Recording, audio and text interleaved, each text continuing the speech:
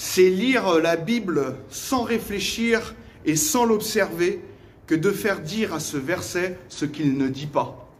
Philippiens chapitre 2, verset 12.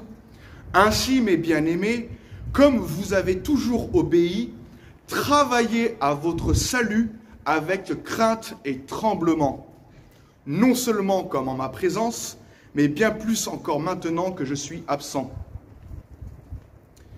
Ce verset ne veut pas du tout dire que nous devons persévérer et travailler, œuvrer pour être sauvés. Non, Paul veut simplement nous encourager à exercer notre salut qui est déjà acquis par la foi en Jésus-Christ, c'est-à-dire à œuvrer depuis notre nouvelle naissance, autrement dit, de mettre à l'œuvre notre foi, comme nous pourrions l'interpréter de cette manière. Travaillez à votre table de menuiserie, ou depuis votre établi, avec crainte et tremblement. Bienheureux soit le fait que nous sommes sauvés gratuitement. Ne soyons pas lasses dans notre travail pour Dieu, mais plutôt travaillons dans la crainte du Seigneur, à lui obéir formellement. C'est ce que Paul veut dire. D'ailleurs, d'autres traductions de la Bible traduisent ce verset d'une manière plus compréhensible. Dans la Bible annotée de Neuchâtel, il est écrit « Opérez avec crainte et tremblement votre propre salut ».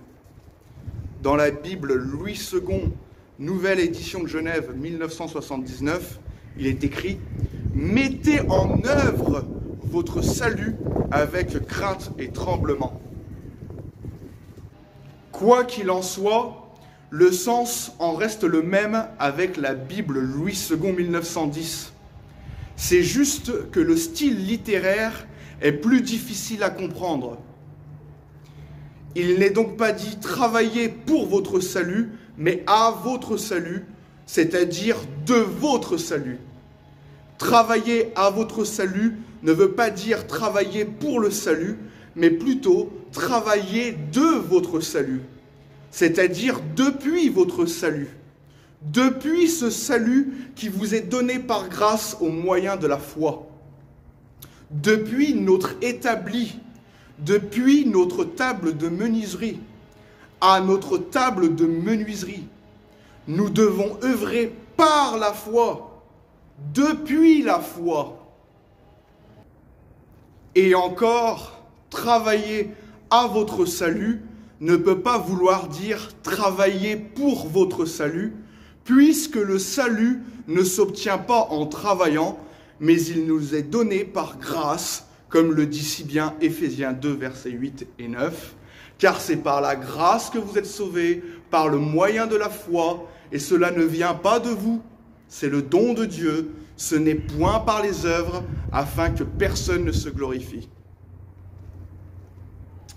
Selon Paul, les Philippiens ont donc déjà le salut et il leur demande tout simplement de travailler depuis cette base. Il leur demande d'exercer leur salut, de le mettre en œuvre en travaillant avec crainte et tremblement. Par ailleurs, nous voyons dans le contexte que Paul parle bien à des gens déjà sauvés, Philippiens 1, verset 29, car il vous a été fait la grâce par rapport à Christ, non seulement de croire en lui, mais encore de souffrir pour lui.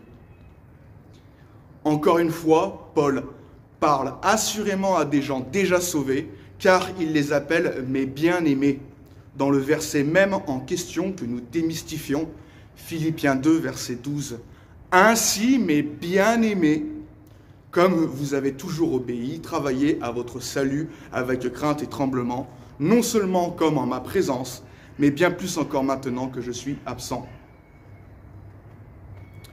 Donc voilà, j'espère que vous avez compris le véritable sens de ce verset, qui est malheureusement souvent tordu et utilisé à tort pour soutenir l'hérésie damnatrice du salut par les œuvres, connue sous le nom de Lordship Salvation. Voilà, à une prochaine vidéo.